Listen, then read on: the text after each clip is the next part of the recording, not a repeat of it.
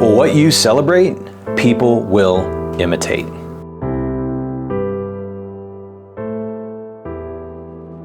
Hey, I'm Pastor Matt here with your Missionary Pathway Mission Insight. And my kids are the ones that reminded me of this insight. I've always been somebody that loves to work out, and I kind of celebrate when a workout goes well. Whether I've gone on a run and I feel like I've gotten a better time than I've gotten in a long time, jumping on the Peloton, or I'm outside in my garage doing a weird workout. I've always celebrated those workouts. Well, one day I look outside and I see my kids out there running up and down the street, doing dumbbells, jumping on the barbell and doing pull-ups, and I'm like, what are they doing? This is so crazy. They're working out. My wife looks at me and goes, what are you talking about? They see you doing it all the time, so of course they're gonna do it. And all of a sudden it clicked with me.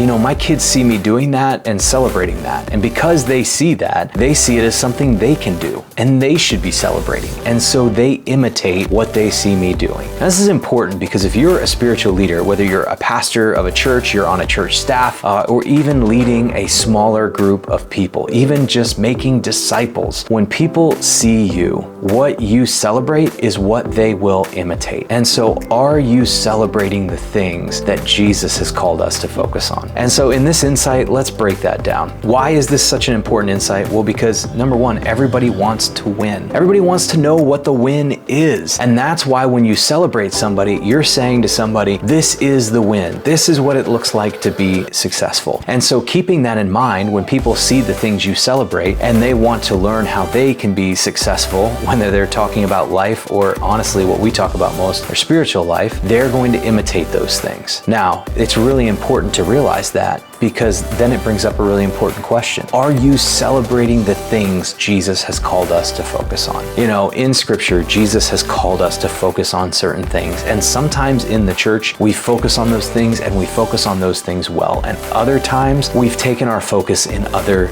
directions. And when you start to open up Scripture, you see, wait a second, Jesus didn't tell me to focus on that. He told me to focus on this over here. So whenever we're celebrating things and being intentional about celebrating them, we should always ask ourselves the question, are we celebrating the things that Jesus has called us to focus in on? Next, are the things we celebrating driving people toward discipleship or consumerism? If you are in the Western church, this is a really big and important question. It's something we wrestle with all the time. Is this idea of consumeristic Christianity? Why? Because we live in a consumerism-centered culture, so it's no surprise that this can oftentimes bleed into the church. The point is, we have to realize that Jesus didn't call us to consumerism. He called us to carry our cross, to lean into his promises and to share those promises with the world around us. So something we need to be really careful of in the church is, are we celebrating things that are driving us toward that life of a disciple, or are we celebrating things that drive us more toward consumerism? That should be a key marker in the things we are celebrating. And then finally, are you living out the values